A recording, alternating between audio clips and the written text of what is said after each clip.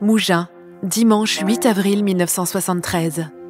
Il est presque midi et les portes d'un incroyable destin se referment. Pablo Picasso vient de s'éteindre dans sa propriété, le mât Notre-Dame de Vie, au cœur de la campagne mouginoise.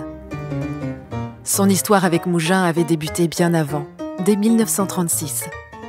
Cet été-là, invité par Fernand Léger qui loge alors au village, Pablo Picasso quitte Paris et pose ses valises à la pension Vaste Horizon.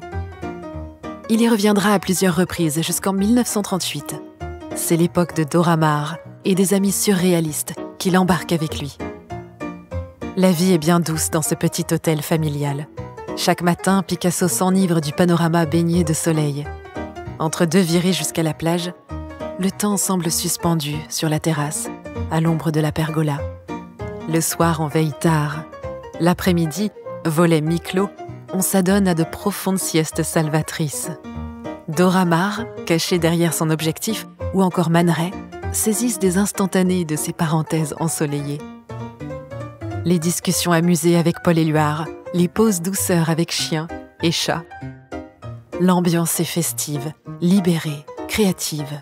Il se dit même qu'une nuit, Picasso trace un cadre à même le mur de sa chambre du Vaste Horizon et invite ses amis à le remplir avec lui. De quoi déclencher dès le lendemain la colère de la patronne, peu férue d'art, qui exige de l'artiste qu'il répare l'outrage sur le champ. Mythe ou réalité ? C'est en tout cas sur cette légende que Pablo Picasso quitte Mougins à la fin des années 1930 pour y revenir et s'y installer à la fin de sa vie. Depuis ses premiers séjours à Mougins au Vaste Horizon, il convoite une sublime propriété en plein cœur de la campagne mouginoise, le mât Notre-Dame de Vie. Il y avait été convié par la famille des célèbres brasseurs irlandais Guinness, alors propriétaire des lieux. C'est là qu'il souhaite s'installer. En 1961, il finit par l'acquérir en guise de cadeau de mariage pour Jacqueline, sa dernière compagne. Le site est magique, la vue étourdissante, la lumière exceptionnelle. Picasso est inspiré. Le mât devient un gigantesque atelier de fabrication, imprégné de l'odeur des peintures et des vernis sur les toiles pas encore sèches, qui se multiplient de jour en jour, de nuit en nuit. Picasso connaît alors sa période la plus productive, donnant vie à une étonnante profusion de peintures, dessins, gravures et photographies. Absorbé par son art, il vit alors presque reclus dans sa propriété, avec Jacqueline. Le mât Notre-Dame de Vie est d'ailleurs rebaptisé l'antre du Minotaure. L'artiste invite de temps en temps, il se promène avec ses chiens du côté de la chapelle Notre-Dame de Vie, monte quelquefois au village, mais rien à voir avec les années festives d'antan.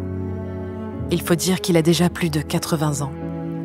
Il avoue craindre la maladie plus que la mort.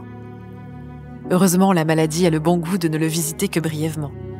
Picasso a déjà 91 ans lorsqu'il s'éteint, le dimanche 8 avril 1973, à 12h20, dans son mât de Mougins.